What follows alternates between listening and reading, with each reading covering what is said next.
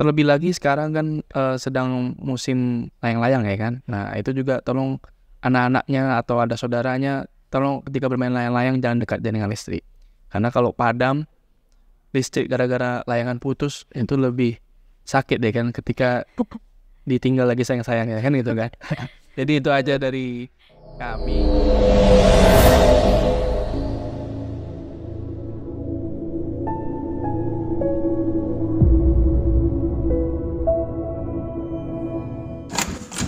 Assalamualaikum warahmatullahi wabarakatuh. Halo Sobat Hukum, dimanapun dan kapanpun kamu nonton podcast ini, gimana nih kabarnya? Semoga selalu dalam keadaan sehat dan apapun yang terjadi harus tetap semangat. Kembali lagi bersama saya Faisa Asyura. Tentunya pada podcast kali ini saya tidak sendirian, saya ditemani oleh narasumber yang sangat luar biasa. Oke, sebelumnya kita sapa beliau. Boleh perkenalkan dirinya dulu, Bang? Oke, terima kasih Mbak Ica. Perkenalkan, nama kami Wahyudi Afrido Atmanegara, biasa dipanggil Rido, sebagai manajer unit layanan pelanggan PLN Kisaran. Dan bersama saya Bang Ahmad Forestofani Nugroho, biasa dipanggil Ahmad, sebagai tim leader K3. Oke Bang, sebelumnya kesibukan sehari-hari apa sih Bang kalau boleh tahu? Kalau untuk kesibukan kami memang secara keseluruhan di kerjaan seperti itu. Iya, Mbak Ica di unit PLN Dulu Kisaran. Kalau untuk Abang? Kalau kita sendiri ya sudah aktivitas kita di pekerjaan, kita berusaha untuk memastikan kegiatan yang berada di lingkungan kerja PLN selalu dalam selamat. Nah, tadi Abang bilang sebagai seorang leader, leader K2 dan K3. Kalau boleh tahu K2 dan K3 itu apa sih Bang? Jadi K2 K3 ini memang hal yang baru ya didengar di masyarakat, terutama untuk di PLN, karena sebelumnya memang tidak ada. Tapi ini merupakan itikat baik dari manajemen PLN, bahwa saya memang PLN memperhatikan keselamatan kerja, bukan hanya untuk pegawai atau yang bekerja di PLN, tapi juga masyarakat. Jadi sedikit banyak gambaran umumnya adalah K2 K3 ini mengurusi dan mensosialisasikan pemahaman budaya keselamatan kelistrikan. Kalau untuk pendidikan sebagai seorang leader K2 dan K3 itu ada nggak sih Bang pendidikan khususnya? Jadi menurut pengalaman kita ya, untuk K2, untuk jadi posisi tersebut memang harus ada sertifikasi. Pertama yang kita lalui adalah sertifikasi ahli K3 umum. Itu lebih sifatnya kita kurang lebih 10 hari lah untuk training. Setelah itu barulah kita ke khususan, yaitu kelistrikan. Barulah kita diangkat jadi K2 K3. Nah, kalau pendidikan khusus untuk Bang Rido nih sebagai seorang manajer ada nggak sih Bang? Kalau di K2 secara apa kan kami ada di situ untuk internalnya PLN secara pendidikan, baik itu di sisi persyaratan di sisi PLN-nya atau untuk background-nya seperti itu sudah ada diatur seperti itu Mbak Ica. Kalau berbicara tentang petugas atau tim keselamatan kerja nih Bang, ada nggak sih ruang lingkup untuk K2 dan K3-nya? Jadi sebelum kita ke arah sana, kita harus paham dulu definisi K2 dan K3. Jadi K2 ini namanya adalah keselamatan ketenaga listrikan. Landasan hukumnya adalah Undang-Undang Ketenaga Listrikan Nomor 30 Tahun 2008, terus juga diperbarui oleh Undang-Undang Cipta Kerja Nomor 11 Tahun 2020, dan implementasinya diatur oleh Peraturan Menteri SDM Nomor 10 Tahun 2021. Jadi itu untuk K2. K3 itu lebih dalam lagi. Itu ada Undang-Undang Cipta Kerja tahun 70, terus juga ada Permen SDM juga, ada Peraturan Tenaga Kerja juga. Tapi lebih simpelnya, K2 itu mengurusi umum. Jadi berbahaya listrik sifatnya umum, baik itu di masyarakat maupun di lingkungan kerja PLN. Untuk K3 ini lebih sifatnya khusus, lebih ke internal PLN sendiri, yaitu petugas PLN sendiri. Gitu deh. Kalau untuk program kerjanya Bang, gimana nih? Untuk program kerja kita, jadi sebenarnya kita lebih banyak mengedukasi dan sosialisasi ke masyarakat awam, khususnya pelanggan kami, PLN WLP Kisaran, terkait bahaya-bahaya yang ada di sekitar kita, tenaga listrikan. Seperti kita ketahui, kecelakaan kerja itu, kita kan tahunya terserah listrik kan gitu kan. kecelakaan kerja. Padahal kecelakaan kelistrikan itu udah macam-macam. Ada KU, kecelakaan umum, KI, kecelakaan instalasi, dan KK, kecelakaan kerja.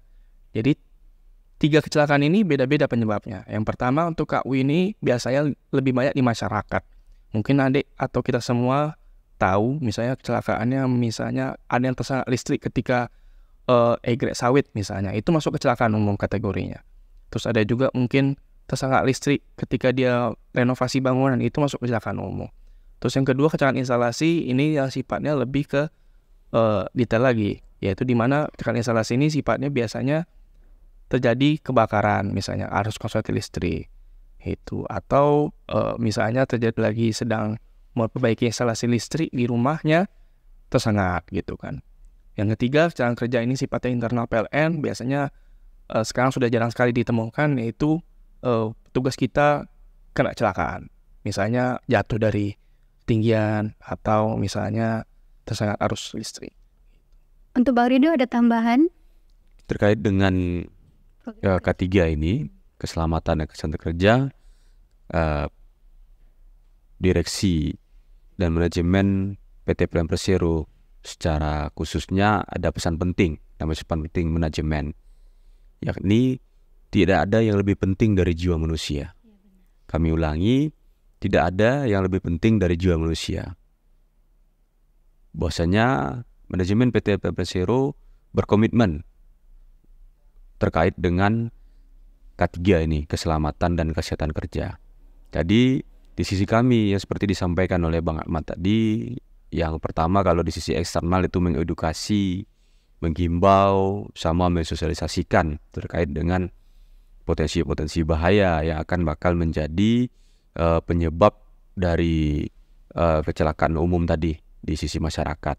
Dan di sisi internal kami nanti dijelaskan Bang Ahmad juga, kita ada langkah-langkah preventif juga, kita melakukan safety briefing kepada seluruh pegawai, bahkan mitra atau tenaga ahli daya, karena itu salah satu menjadi program penting kita untuk mencegah dari kecelakaan, baik itu di sisi kecelakaan pekerja seperti itu. Jadi memang kita sesuai menjalankan selaras dengan komitmen dari manajemen PT PLN Persero untuk nihil kecelakaan kerja. Jadi di sisi kami, kita atau kawan-kawan kita atau pekerja kita pergi dilepas keluarga itu dalam keadaan sehat, dan bekerja kita sehat dan selamat, dan kita pulang kembali ke keluarga itu dalam keadaan selamat, seperti itu, sehat dan selamat. Berarti tujuan dibentuknya petugas keselamatan kerja ini untuk mengantisipasi ya, Bang, hal-hal yang tidak diinginkan. Sebagai pengawas untuk seluruh kegiatan dari kegiatan kami, khususnya kegiatan PLN di unit layanan pelanggan. Nah, untuk Bang Rido nih, kan kita sering tuh dapat kabar tentang korsleting listrik. Apa sih Bang menjadi penyebabnya kalau untuk Abang pribadi gitu? Untuk secara kami telah sampaikan di sesi sebelumnya terkait dengan potensi-potensi tersebut, kami sampaikan ya, potensi tersebut, maka di sisi PLN sendiri, di kami itu ada suatu kewajiban dan merupakan juga hak pelanggan untuk memastikan bahwasanya aliran tenaga listrik yang kita distribusikan ke seluruh pelanggan kami, bahwasanya itu sudah dalam keadaan baik, seperti itu. Dan itu dibentuknya tim-tim pelaksana teknis, baik dari tim pelayanan teknik, ada nanti dari tim pelaksana dari penertiban tenaga listrik atau yang kita kenal dengan tim P2TL. Jadi itu adalah hal-hal yang menjadi kewajiban PLN dan menjadi hak pelanggan seperti itu. Itu salah satu juga untuk langkah preventif mencegah potensi-potensi bahaya serta potensi-potensi untuk korsleting maupun arus pendek tersebut yang dikenal masyarakat. Nah itu kan bisa menyebabkan kebakaran kan Bang? Betul, salah satunya nanti itu akan menjadi potensi terburuknya dengan adanya korsleting atau arus pendek dan ada pemicu, makanya terjadilah nantinya suatu kejadian kebakaran seperti itu. Apa sih Bang yang dilakukan PLN untuk mencegah terjadinya arus pendek atau korsleting listrik itu? Di sisi kami di PLN untuk kita sampaikan bahwasanya kewenangan atau sisi tanggung jawab itu kita sampai dengan APP ya, kita bilangkan alat pengukur dan pembatas seperti itu yang masyarakat atau pelanggan kenal itu meteran ya, kayak meter. Jadi di sisi meteran yang di dalam dari meteran ke instalasi di dalam rumah itu adalah tanggung jawabnya sisi pelanggan seperti itu. Makanya sebelum pelanggan itu bermohon untuk melakukan pasang baru di sisi ke PLN-nya, maka harus dipastikan instalasi yang sudah dipasang pelanggan itu memiliki nomor identitas instalasi yang dikenal dengan NIDI yang dikeluarkan oleh lembaga yang tersertifikasi yang ditunjuk oleh Kementerian SDM di bawah Dirjen Ketenagalistrikan. Dan setelah didapatkan NIDI tadi, nomor identitas instalasi, makanya nanti ada pengurusan SLO, sertifikat layak operasi. Jadi itu adalah menjadi salah satu syarat dari pengajuan pasang baru. Karena memang di sisi kewenangan atau tanggung jawab PLN itu dari KWH meter ke jaringan PLN. Sementara untuk dari KWH meter instalasi pelanggan atau instalasi di rumah itu adalah menjawab pelanggan. Makanya adanya di situ nomor nomor identitas instalasi, kami ulangi nomor identitas instalasi sama dengan sertifikat layak operasi.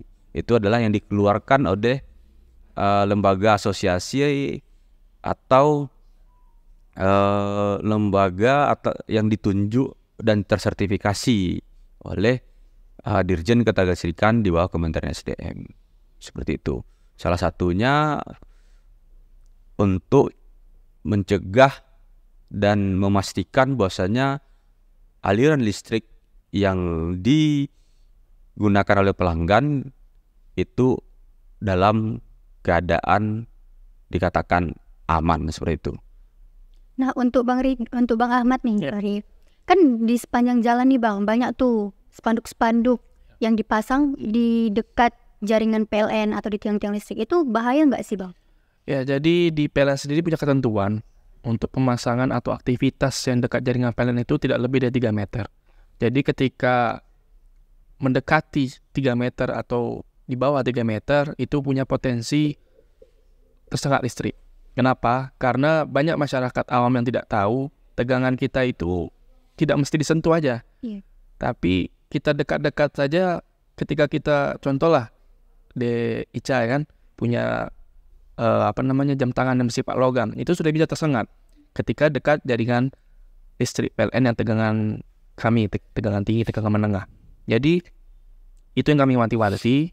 Jadi untuk masyarakat harap juga berhati-hati ketika melakukan pekerjaan baik itu renovasi, pekerjaan harian seperti egrek sawit di perkebunan atau misalnya pasang spanduk itu jangan di bawah atau mendekati jaringan listrik PLN dengan jarak 3 meter. Tapi lebih daripada itu misalnya 5 meter atau 10 meter itu tidak masalah. Cuman untuk lebih pastinya ya jangan dekat-dekat lah dengan jaringan PLN itu. Nah jadi kan banyak nih Bang masyarakat yang kurang tahu tentang hal itu kan Bang. Nah kalau misalnya ada nih Bang kedapatan tetap memasang spanduk nih kurang dari 3 meter, gimana Bang solusinya itu? Kalau kami dari PLN sifatnya kan hanya himbauan ya. Jadi kami tidak berhak menghukum pelanggan seperti itu gitu kan. Tapi nanti kan ketika ada suatu peristiwa pasti akan dicari oleh pihak yang berwenang. Baik itu deliknya kan. Mungkin DIC lebih paham lah kan arah umum kan. Cuman sepemahaman saya itu ada diatur oleh Undang-Undang Ketenaga Listrikan nomor 30 pasal 50 sampai 53. Itu mencakup ada denda sampai ada yang 50 itu dendanya berapa, terus 51 itu untuk yang meninggal berapa, itu mencakup semua di situ. Jadi kalau dari segi PLN dia tidak punya hak untuk ibaratnya menghukum. Tetapi hanya sifatnya himbauan dan mengedukasi. Ketika terjadi kejadian, ya sebenarnya yang dirugikan masyarakat juga gitu kan. Udah jadi korban, jadi pula pelaku kan itu kan. Itu yang sebenarnya kita sayangkan dan kalau bisa kita hindari lah. Karena kami paham juga masyarakat sekarang kan di era digital ini udah, apalagi banyak milenial seperti Ade ini kan sudah berkembang lah informasinya dan bisa berpikir dan memilah hal-hal yang sifatnya buruk gitu untuk kita. Nah, mungkin ini pertanyaan khusus untuk Bang Ahmad nih sebagai tim atau petugas keselamatan kerja. Kalau misalnya ada nih Bang, salah satu petugas yang mengalami kecelakaan kerja. Nah, apa sih yang dilakukan tim keselamatan kerja? Amit-amit lah ya kasarnya kan, jangan sampai yang terjadi. Cuman yang jelas yang kami sudah lakukan sampai saat ini adalah safety briefing. Itu pengingat. Memang bosan lah sifatnya kan, karena berulang-ulang terus pesan yang disampaikan. Tapi itu adalah tanggung jawab moral kami, bahwa kami sudah mengingatkan ke petugas. Ketika terjadi hal yang tidak kita inginkan, biasanya kami ada tim reaksi cepat. Itu juga nanti berkoordinasi juga dengan Bang Wahyu, Bang Rido selaku manajer. Jadi kami akan berkoordinasi terkait bagaimana peristiwanya dan sebisa mungkin ya pertolongan pertama lah kami lakukan. Makanya di setiap kegiatan pasti ada P3K di mobil ataupun kereta dari petugas masing-masing. Khawatir kalau ada hal-hal yang sifatnya urgent dan mendesak, itu bisa digunakan terlebih dahulu sebelum ke penanganan lebih lanjut. Nah, masih berbicara tentang K3 nih Bang. Ada nggak sih standar K3 yang dilakukan PLN? Kalau boleh tahu apa aja sih Bang? Kalau kami kan mengejar ISO, tidak salah ya kan, ISO. Jadi standar kami sampai saat ini kami tetap pakai 5 hal yang dilakukan untuk K3, yaitu eliminasi, substitusi, administrasi, perancangan atau engineering, dan APD. Untuk dari eliminasi misalnya, eliminasi kami mempergunakan alat-alat yang sifatnya itu sudah berstandar, standar minimal SNI atau standar yang dikeluarkan oleh PLN, karena PLN punya standar juga gitu kan untuk alat-alat peralatannya. Yang kedua, untuk substitusi kami biasanya juga melakukan juga pergantian, misalnya material milik masyarakat atau pelanggan. Misalnya kalau kita sering kabel duplex atau kabel pecah-pecah lah, kita tidak menunggu itu sampai jadi korban dulu gitu kan. Jadi kami juga membuka masyarakat untuk lebih proaktif juga. Kalau memang ada di dekat rumahnya ada kabel duplex atau kabel yang pecah-pecah, bisa diinformasikan kami. Karena itu adalah salah satu penanganan kami, preventif kami untuk menghindari dan memberikan pelayanan terbaik untuk pelanggan di WLP Kisaran ini. Yang ketiga, untuk engineering, itu biasanya kami memakai sifatnya aplikasi kan, seperti yang Pak Bang Wahyu bilang, Bang Rido, bahwasanya kami punya aplikasi namanya PN Mobil. Itu adalah sifatnya engineering juga, bentuk keselamatan juga. Jadi ketika ada masalah, pelanggan tidak berlama-lama telepon, langsung pakai aplikasi, asal dia ada sinyal, langsung dia bisa laporkan. Saat itu juga langsung terkonek di bagian operator kami. Itu juga bagian dari salah satu penanganan dari K3 di PLN WLP Kisaran. Yang terakhir adalah PD, di mana PD tersebut sifatnya bukan hanya helm dan sepatu, tapi juga seragam. Jadi seragam ini juga, identitas ini juga penting juga, karena banyak masyarakat kita, pelanggan kita di PLN ini sering tertipu, ngaku-ngaku PLN ya kan, ternyata bukan orang PLN, hanya tukang bolu listrik. Nah, ketika bolu listrik akhirnya dia ganti-ganti instalasinya, masalah kan gitu kan. Akhirnya kenalah yang seperti yang di episode sebelumnya kan bilang bahwasanya PDOTL. Nah, itu kan karena orang taunya dia bisa bolu listrik sama dengan orang PLN. Padahal orang PLN ada identitasnya jelas. Salah satunya adalah seragam. Ketika dia punya seragam dan ID card atau tanda pengenal, maka dipastikan memang dia bertugas di PLN. Nah, untuk hal yang sering terjadi nih untuk abang-abang, mungkin Bang Rido dulu yang boleh jawab. Kan banyak tuh Bang kecelakaan yang dialami masyarakat kayak kesetrum listrik. Nah, gimana sih Bang apa yang dilakukan oleh pihak PLN gitu? Di sisi kami udah kami sampaikan sebelumnya tadi, yaitu langkah preventif seperti itu, baik itu secara administrasi. Kami setiap awal bulannya selalu mengingatkan dan menyampaikan surat imbauan ke para camat, dan harapannya itu bisa dikopi oleh seluruh kepala desa maupun dusun seperti itu. Dan kedua, di langkah yang langsung ke masyarakatnya itu sosialisasi, sama kami patroli baik itu kawan-kawan dari tim leader K3 maupun kawan-kawan dari pelayanan teknik seperti itu. Cuma kami meminta juga pengawasan itu harapannya tidak hanya semata di sisi kami di PLN, bahkan masyarakat maupun adik-adik milenial lah khususnya ya kan, bisa menjadi penerus informasi kami seperti itu. Karena memang setiap misalnya ada potensi dan segala macamnya bisa disampaikan. Yang seperti disampaikan oleh Bang Ahmad tadi, di aplikasi PLN Mobile itu ada di menu keluhan atau di menu gangguan yang bersifat informasi. Bahwasanya ada potensi ini, silakan sampaikan foto, titik koordinat di mana. Karena memang di kita minta dan perlu sinerginya itu pengawasan bersama seperti itu. Dan kami tetap himbau juga kepada para masyarakat atau kepada perusahaan-perusahaan ya seperti PKS atau perusahaan-perusahaan perkebunan seperti itu, dan tetap berkoordinasi kepada kami. Kalau misalnya ada di situ mau memanen ya kan, panen sawit atau ada penebangan dan segala macamnya yang mendekati ke jaringan yang itu berpotensi sangat berbahaya, silakan itu berkoordinasi dengan kami atau bisa langsung kalau secara individu lapor ke PLN, aplikasi PLN Mobile. Jadi aplikasi PLN Mobile ini sudah terintegrasi di sisi kami, baik di sisi pelaksana maupun di sisi kami di PLN, bahkan sampai manajemen, bahkan sampai direksi seperti itu. Jadi ada penanganan berjenjang untuk terkait dengan tindak lanjut dari laporan tersebut.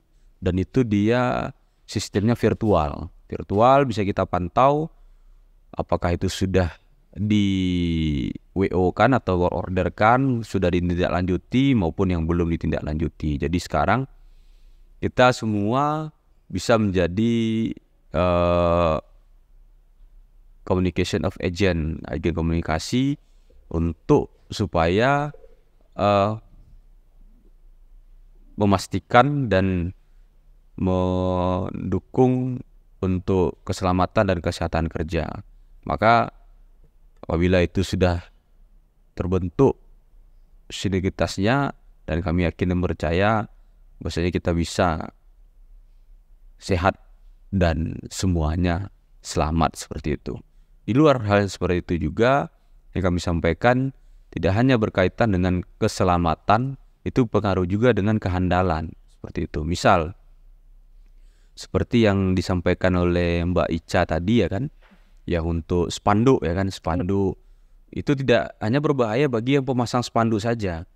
Misalnya spanduk itu sudah terpasang ya kan, nah misalnya apabila nanti ada angin kencang atau badai atau hujan atau spanduk itu terlepas dan nantinya mengenai jaringan kan seperti itu, jaringan listrik kita, jaringan tegangan menengah, itu akan berpotensi dan mengakibatkan pemadaman. Itulah padam listrik tadi.